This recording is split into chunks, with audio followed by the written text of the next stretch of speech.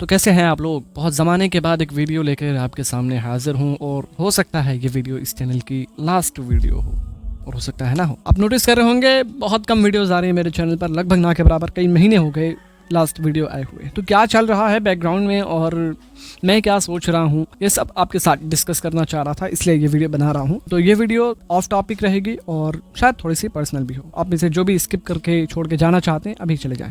तो भाई साहब चल क्या रहा है इससे पहले बताता हूँ। ये चैनल जो है मज़े मज़े में शुरू हुआ था 2018-19 में। इससे पहले मोनू के टेक नाम से एक चैनल बनाया था मैंने, और बनाने के बाद उस पर बहुत सारी वीडियोस अपलोड की थी। 600-700 सब्सक्राइबर्स भी हुए थे, लेकिन उसमें चूँकि नया नया था तो कई गलतियां करने की वजह से यूट्यूब ने वो चैनल परमानेंटली टर्मिनेट कर दिया, बंद कर दिया।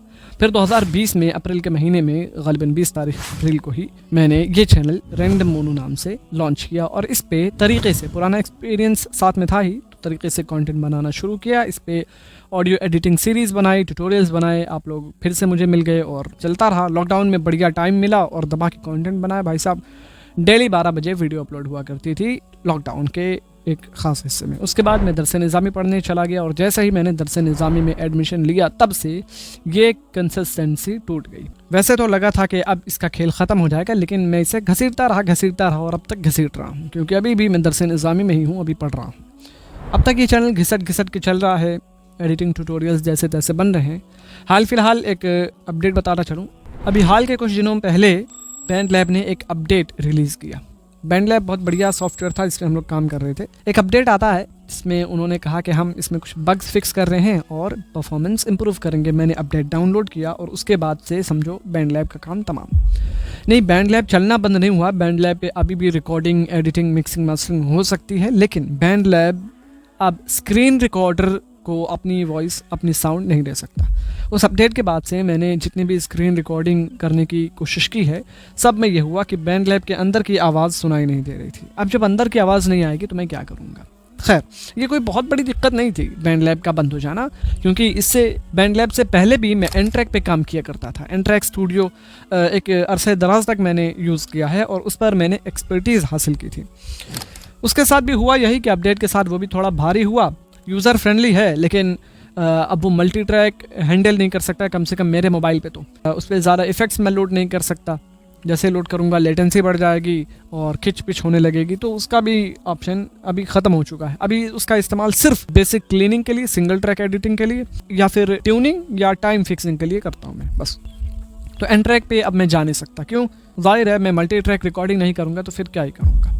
अपने पास एक और ऑप्शन था, FL स्टूडियो मोबाइल। मैंने उससे भी ख़रीदा है 300 रुपये का। उसमें तो 2 प्लगइन्स ऑटोट्यून नाम के बिल्कुल कचरा हैं, कचरा।